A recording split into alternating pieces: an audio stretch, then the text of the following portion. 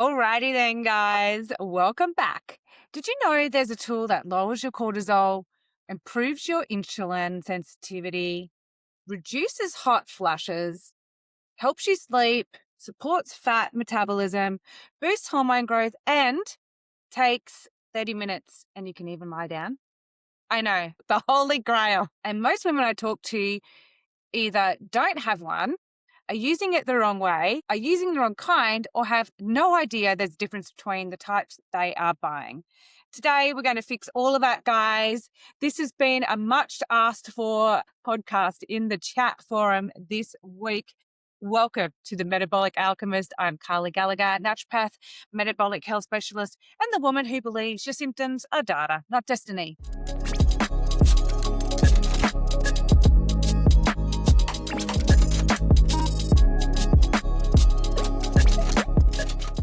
So let's get into it, ladies. If you're perimenopausal, menopausal, and you feel like your body is working against you, you're exactly in the right place for today's podcast. Today, we're talking about infrared saunas.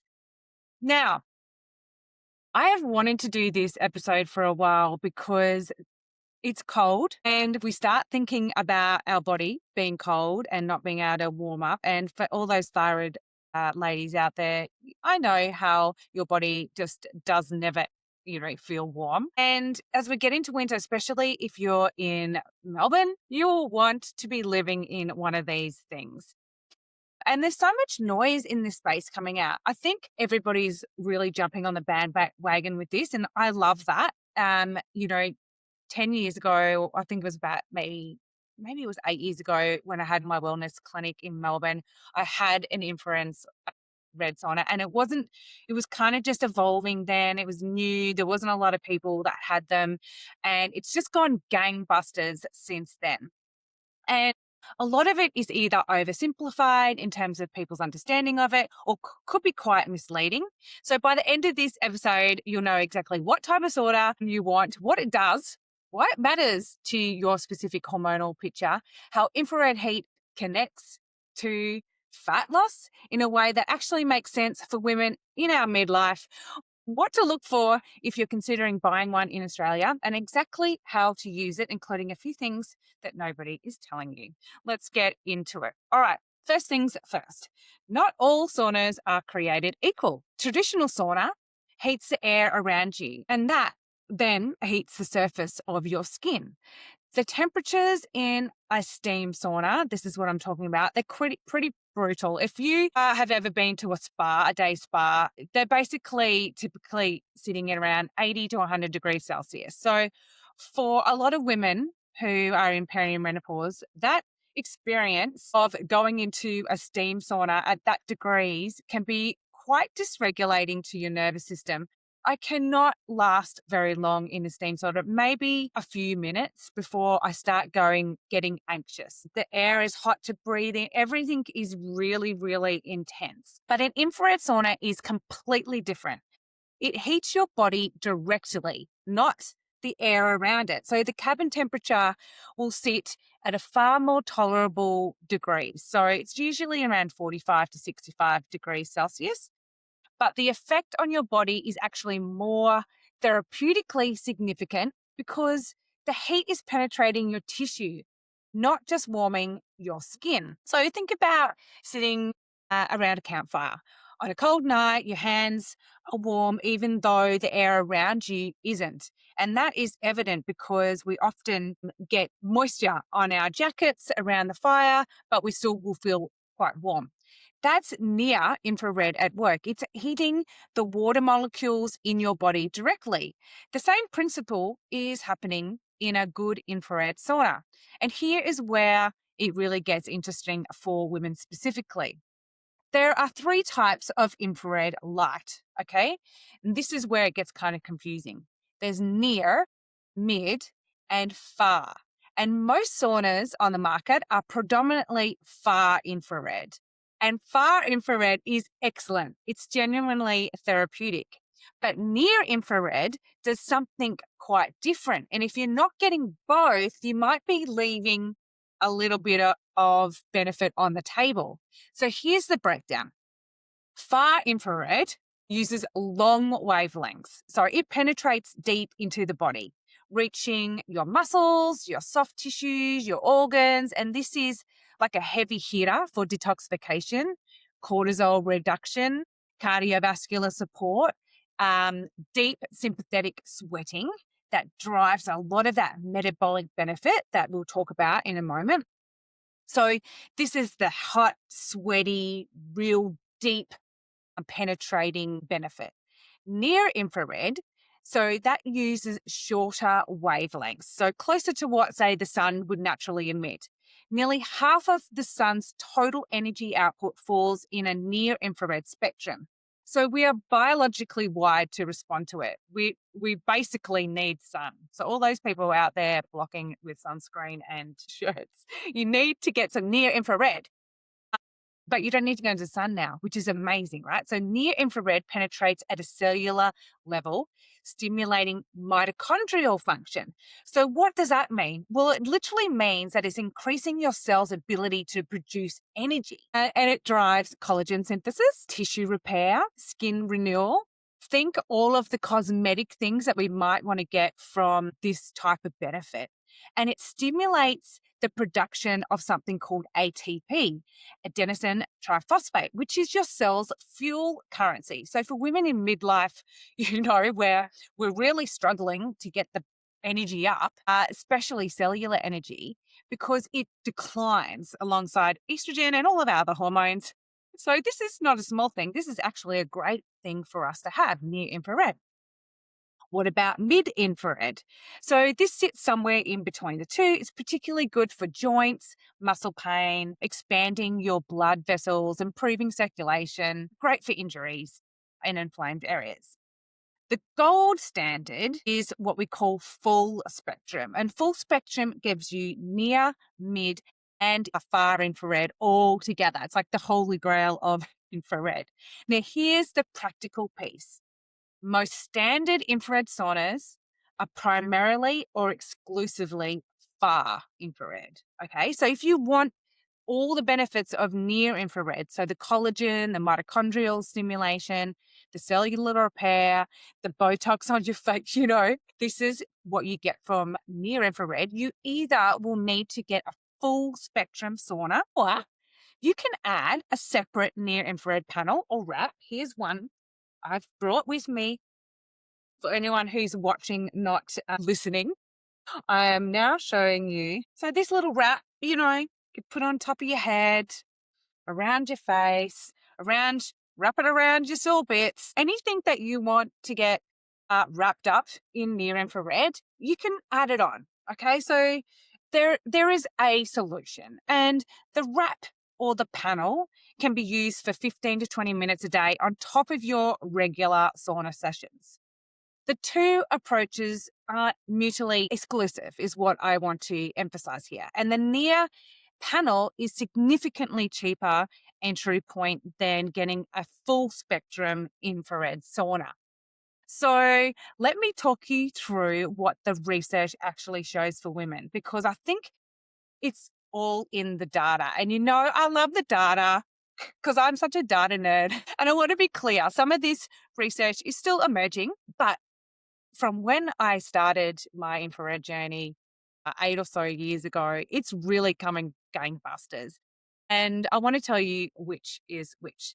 So let's get into the thing that we probably experience a lot as a menopausal, perimenopausal women, those hot flushes and that thermoregulation. So that ability to kind of just be at a nice, stable balance.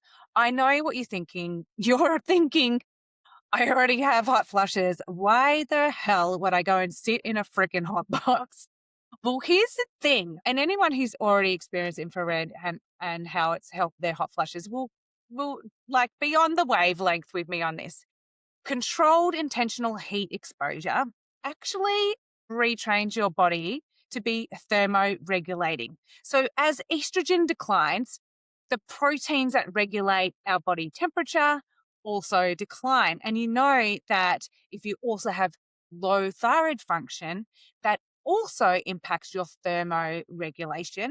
And if you've listened all the way back through my podcast and I talk about stress and how our body temperature can also be impacted by cortisol dysregulation, then this is right up your alley. Research has found that regular infrared sauna use may support the production of these proteins, the estrogen proteins, which could actually explain why many women report a reduction in the frequency and severity of their hot flushes through menopause. And that's with consistent use of an infrared sauna. The key word here is consistent. Like anything in life, the path to getting your goals is time and consistency. And I say it over and over again. That's the same thing with infrared saunas. This is not a one session fix, lady. This is always using it. The other great benefit is cortisol and nervous system support. So this is one closest to my heart, as you know, and the one most directly connected to our metabolic work. And chronic stress and chronically elevated cortisol is that silent driver behind most of our metabolic wobbles and dysfunction. So research shows that regular infrared sauna use can also reduce cortisol levels and regulate and improve your parasympathetic nervous system.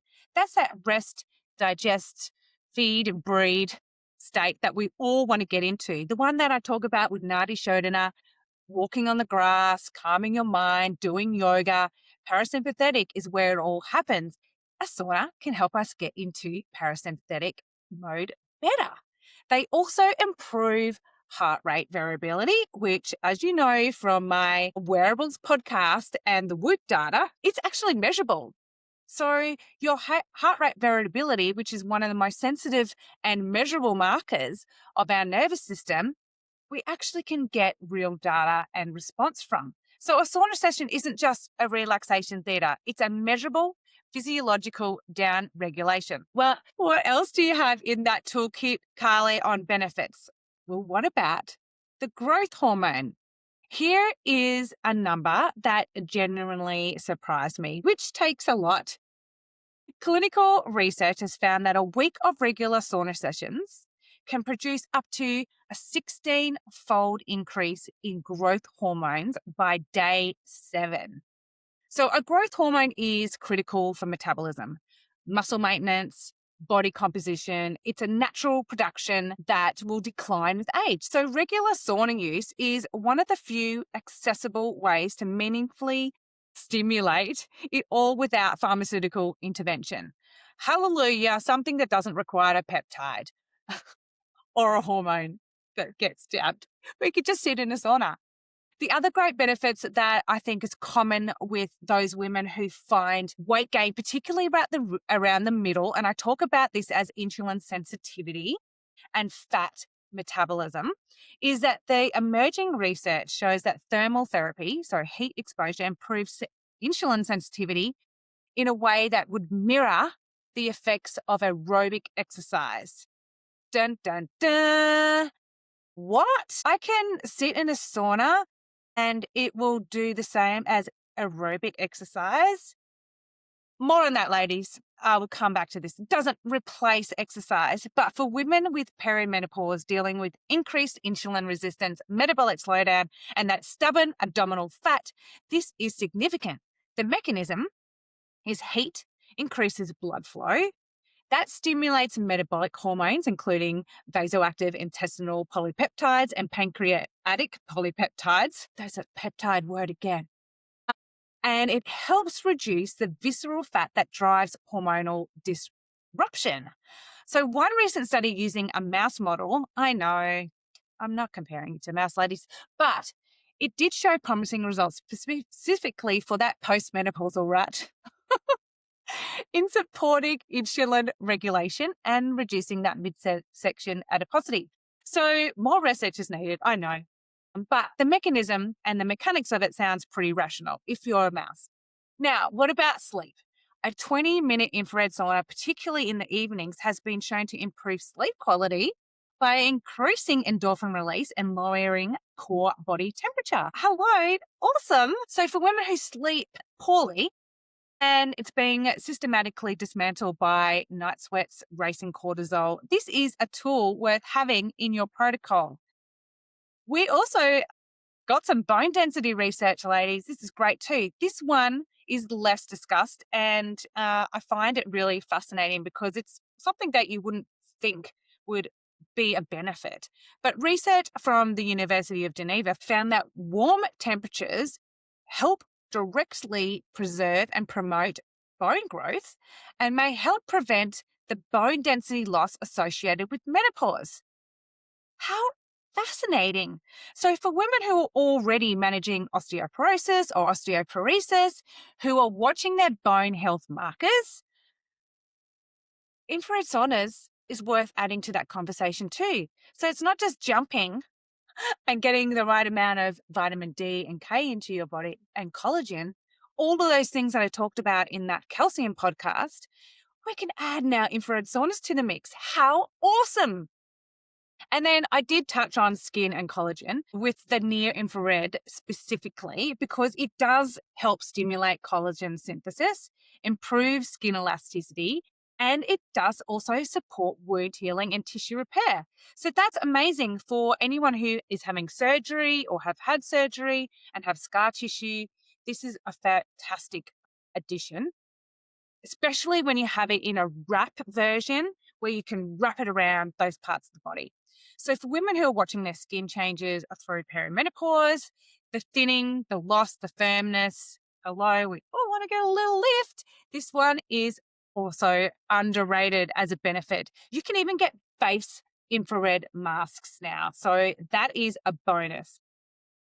Let's talk about weight loss because I know that's really up my alley. And I want to do this properly because the way that infrared saunas are marketed for fat loss is mostly inaccurate. But that doesn't mean that there's nothing there. There's absolutely something there. I just didn't want people to think that it's all going to be all or nothing, sit in the sauna. First, let me be very clear about something. The sauna will not replace your metabolic foundation. It never will. That's what I teach, the foundation, the Goldilocks zone nutrition approach, the quality proteins, the healthy fats, the right carbohydrate load, the avoidance of all the inflammatory foods, the processed foods, the shit that you put into your body. That's not going to be replaced. That has to be also your foundation. Without having that, we're going to spike insulin, and that's going to contribute to weight gain around the middle. Your metabolic resistance training, that's the workouts that help you build muscle, improve bone density, trigger fat burning hormones. They have to be still there as a foundation because here's a reality. A session is going to create that metabolic hormonal environment that burns fat for hours afterwards. And I talk about this for up to a couple of days. A sauna session can't replace that.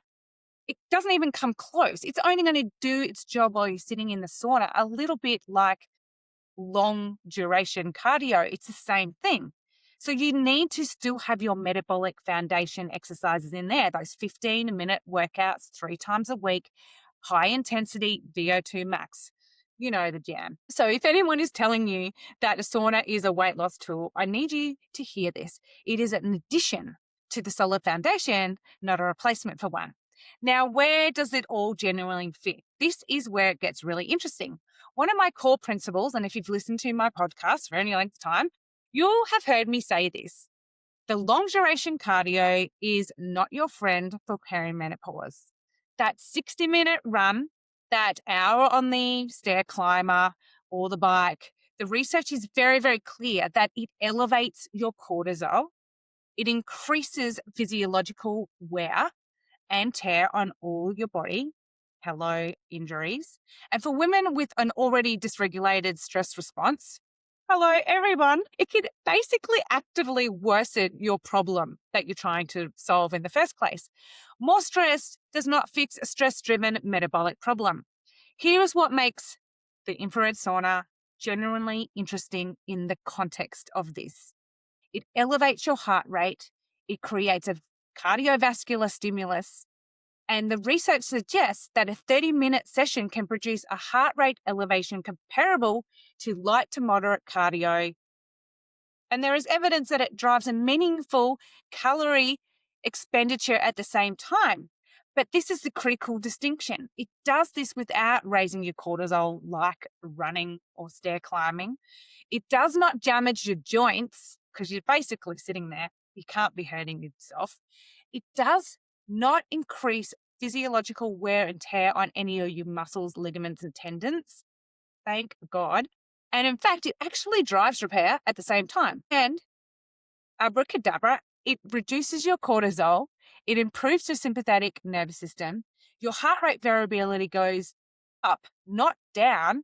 So you're getting a cardiovascular stimulus with a net recovery effect on your whole system. This is why the ideal protocol is to use your sauna on the rest days, the days between that metabolic exercise training that I teach you, not instead of training on the alternating rest days.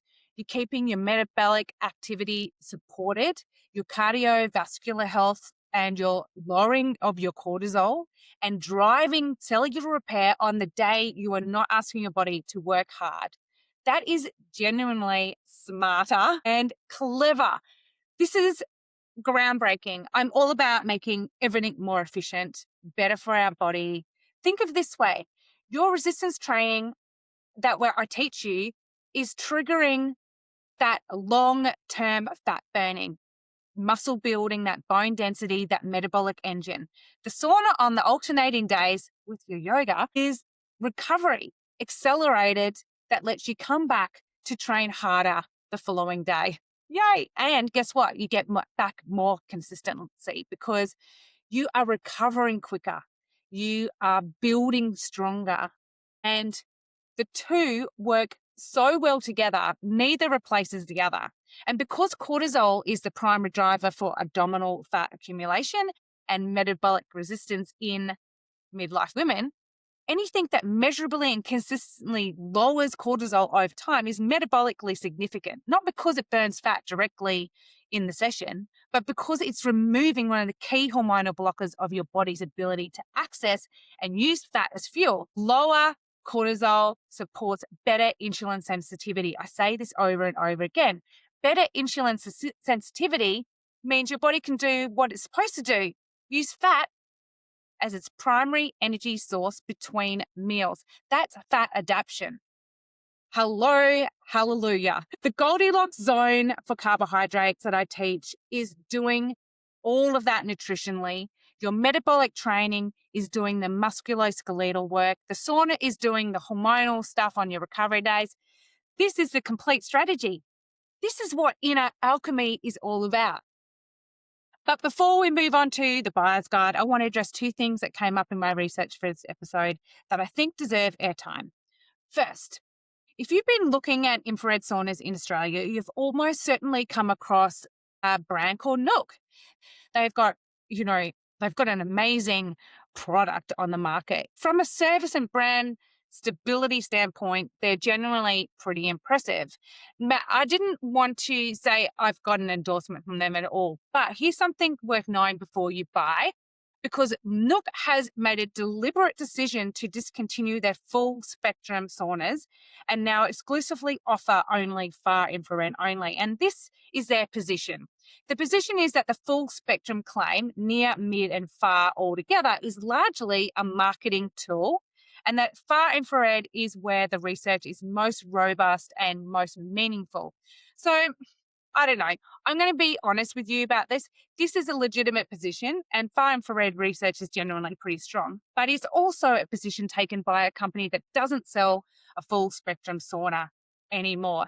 So keep that context in mind if you're looking at, okay, why did they stop selling full spectrum? In my view, full spectrum is still a good standard worth looking at if you can access it, because the cellular level benefits of near infrared on mitochondrial function, protein, collagen synthesis, and tissue repair are pretty real, and they're research, and they matter specifically for women in midlife.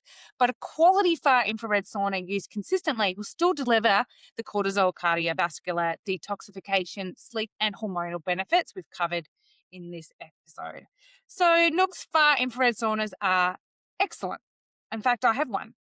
The question is just whether you want the full picture in one unit or whether you're happy to build it from 2 up. Which brings me to the second point. What if you already have a far infrared sauna or you want to buy one and you later want a near infrared benefit? Well, guess what? You do not need to replace your sauna. You can actually use a dedicated near infrared light therapy panel or that wrap, as I've said, and use it separately. In fact, I think it's actually handier to have it separate. This is not a workaround. It's actually a really smart, flexible approach for several reasons.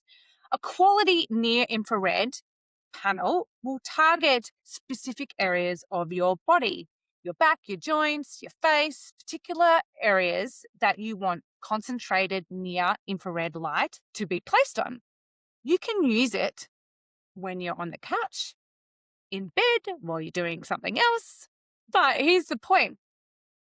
I find it generally practical. It travels with you, unlike a sauna, which you can't put in your back pocket and take with you.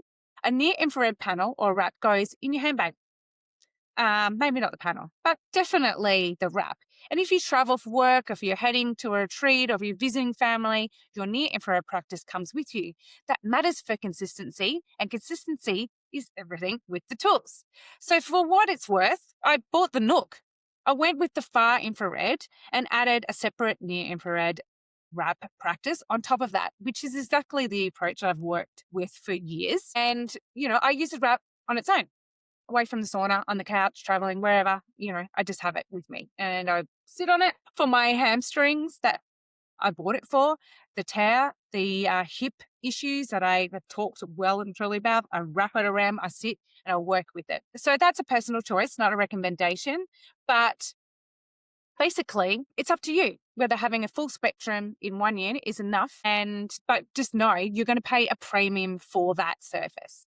So in terms of what to look for in Australia, for what near infrared panels and wraps, the brands that come up consistently in the local market include, and I'll put these in the show notes, Infraready, that's an Australian-based company, over 250,000 customers, TGA registered, range from panels to wearable wraps. Block Blue Light, another Australian brand with panels and portable options. Rojo Light Therapy, they're connected to the Sunstream infrared saunas actually. And Red, which is a Melbourne-based practitioner trusted company. They've got FDA cleared devices and they ship Australia-wide.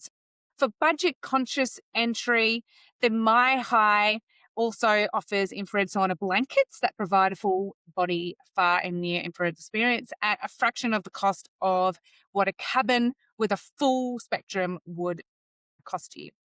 So what you're looking for in a near infrared panel wrap is 660 nanometers for red light and 850 nanometers for near infrared deep tissue mitochondrial cellular function. Both together is ideal, and you'll find that most panels and lights do offer the both nanometers. Ask for a brand with the specific wavelengths and whether they can help you with their product selection. Now, let's get on to the infrareds. So if you're in the market for an infrared sauna, which I hope you are, you have a lot of choice in Australia. The penetration depth is near infrared should be penetrating around 15 to 20 centimeters in your body tissue. So ask the brand if that specifically can do that claim. The heat up time, the quality of the infrared sauna should reach operating temperature in about 10 to 15 minutes. Anything longer than 30 minutes is going to be a bit of an annoyance because you've got to turn it on and get it going. The EMF level, so ultra low EMF, approximately 2 or less, is achievable with a good quality technology. Again, ask for third-party testing or in their specs. The materials that you're sitting in, timber, the Canadian hemlock or Western red cedar are the standards. So you want to make sure that there's no toxic adhesives, no VOC chemicals. You're inside the structure for about 30 to 45 minutes. So you want to make sure that's important. Your power requirement. So most quality infrared saunas in Australia can run on a 10 amp household power point. So you don't need an electrician therefore. So make sure that you're checking that, because if it's a 15 amp dedicated unit, you're going to have to spend money on getting an electrician to plug that thing in. You want a good warranty. You want a minimum 5 years. Make sure you read the full terms across the components, and some brands advertise a lifetime warranty, which is pretty good as well. Check for company stability. This, is a long-term purchase. So you want to make sure that they have got a good uh, customer service, and they're not just, in the market and out of the market. So make sure that they're verified as a company. Now, a lot of your infrared saunas will come with colored lighting. That's called chromotherapy. And most cabins have this like adjustable colored LED light. Now, it doesn't do necessarily anything. It's just a nice ambient feature. There's not really a huge amount of evidence around what it does, but we do know that certain colors can make us feel more relaxed, increase energy, and that might be a nice to have. But let me just be clear, it's not anything to do with your near infrared and red light therapy we've discussed in this episode. So, for context, let's go into those other options. So, if you're not going to buy an infrared sauna, you can definitely go and use a commercial sauna. They typically charge around $50 a session. So, if you're going to get 3 sessions a week, you're probably looking at somewhere between, $5,000 a year. And a good quality sauna means you could probably pay for that in under a year with some regular use. And guess what? You don't have any booking, there's no travel, and there's no waiting. You can just pop it on and use it at any time. That's going to increase your consistency. So I want to give you a starting point for research rather than a definitive ranking, because the market moves, and I'm not in a commercial relationship with any of these brands. But in the Australian market, the names that come up consistently are things like Nook Sauna, which I talked about already, Clear Light, positioned, well with the premium tier, full spectrum, lifetime warranty, really good one to look at. Inner Light Sauna, they've got an offering for a competitive full spectrum also, and at a lower price point. Hyper Wellbeing, that's a Gold Coast based brand. So that's a good one to look into as well. It's got pure wave near infrared heater system in there. So they've got that full spectrum also built in. MySum, also another full spectrum one there. And Rejuvenex is also a one to look at from a contention on the Australian market. So the questions you need to ask every brand before: how long have they been operating? What's the real heat up time? Is the penetration depth, applicable to the infrared heaters? What's your EMF levels? Full warranty terms and conditions. And what's the after sales customer service like? Right, let's get practical because I want to wrap this up. Owning a sauna and using it correctly are two different things. And this is the part where most people get it mucked up. Frequency. So the evidence points somewhere between 3 to 5 sessions per week as an optimal range for meaningful health outcomes. And the Finnish longevity research study showed that over 2,000 people using it for 20 years, that it was a clear dose response relationship. The more frequent the sessions, the greater the reduction in the cardiovascular mortality risk. Importantly, the research used traditional high temperature saunas. So from an infrared sauna perspective, the physiological mechanisms are still the same. For our purposes, women working on cortisol, insulin sensitivity, and metabolic health, I'd suggest 3 sessions per week as a really strong starting point, building up or down, as you need. But the research really does support alternating days as an ideal rhythm for that. Not daily, it doesn't need to be like that. But consistency is what activates this hormonal and metabolic shift. And it's what we've been all talking about. Those regular sessions can always make the difference. Temperature. This surprises people a lot. The entire body of evidence for sauna therapy ranges between 43 to 60 degrees Celsius. So anywhere in the middle of that, you'll get a definite benefit. The cardiovascular response, the cortisol reduction, the growth hormone stimulation, the insulin sensitivity, it will all work within that range. You don't need to be suffering in there. You do not need to be gasping for air. The therapeutic benefits will sit nicely somewhere between 50 and 60, I think is pretty good. If you want to push behind that, you can. But that's where I sit. My recommendation, if you're new to sauna, is start lower, 43 to 48 degrees for your first couple of weeks, and then build up. You're going to condition your body to that new thermal practice, and then you can sit there more comfortably. There's no award for going hotter sooner. Now, the sweating question and why it matters for detoxification.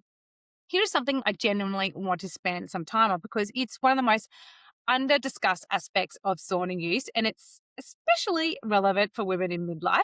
Your body has multiple detoxification pathways, and we're talking your liver, your kidneys, your lungs, your lymphatics, and guess what? Your skin. And most people are working primarily with the first three, leaving the last two largely, behind.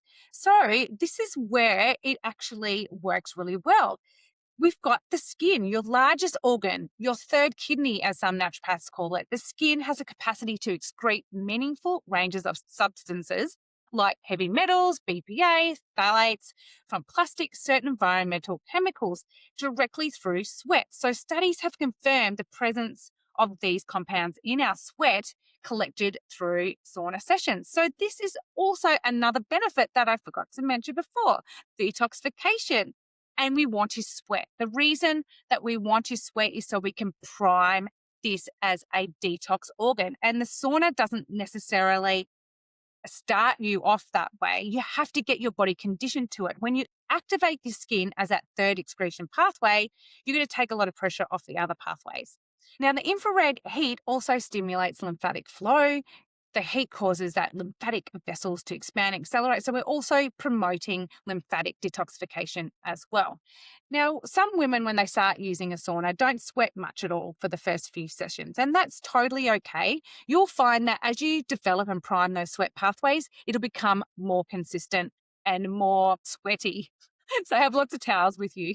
Now, okay, so let's just wrap it up, guys. I need to go and get in the sauna. Quick reference. Frequency, 3 to 5 sessions a week would be great. Alternating days, best rhythm. Temperature, anywhere between 43 to 60. Start lower, build up. Duration, start at 15 minutes to 20 minutes, build up to 30 to 45 minutes as your tolerance expands. Best time to do it. Evening sessions are great for before bed. Morning sessions are great for energy. You fit it in, work it in with you. The acclimation window, expect light sweating for the first 2 to 3 sessions. By session 3 to 4, you're going to be fully optimized and sweating like a pig. Post-session, cool down naturally for about 10 to 15 minutes and then go and have a lukewarm shower. This is going to be best because it won't reabsorb any of the toxins that you have just sweated out. Make sure you rehydrate with water and electrolytes. Must. Don't go and jump into a cold plunge afterwards. That's just going to shock your system. I don't believe in cold plunges, but we definitely do need to hydrate. Make sure you're having an electrolyte, especially on those days, especially after a sauna. And one final thing, if you are pregnant, have cardiovascular disease, or are managing a significant health condition, please speak to your practitioner, doctor, before, or the sauna company before using a sauna. This is just general smart guidance, not a clinical prescription. So, heat is one of the most ancient healing tools we have, and we're not using it. Every culture on the earth has the same version of it. And what we are discovering through all this research is that infrared heat, specifically used consistently and used correctly, does things that nothing else in your wellness toolkit to date does efficiently or effectively. So, it lowers your cortisol, it improves your insulin sensitivity, it supports bone density, it stimulates your growth hormone, it reduces hot flushes, it supports sleep, it helps you detoxify, and it helps make your cells energetic again. For women in perimenopause and menopause, this is not a luxury. It is a protocol that's going to fit into your living room. And if you found this episode valuable, please share it with all the women in your life. Make sure that they subscribe for more of my amazing tips and tricks and how to work smarter with our metabolism. Until then, I'm going to sit in the sauna. I'm Carly Gallagher. Keep doing the work. I'll look forward to speaking to you next time. And that's a wrap. Phew. If something clicked for you today, I've got all the links to my favourite products, supplements, and exactly where to buy them waiting for you in the show notes. Just head to the show notes for the links to those pages or my website, inner-alchemy.com.au, and let's turn those frustrating symptoms into your comeback story. Thanks for sticking around. I'll see you in the next episode.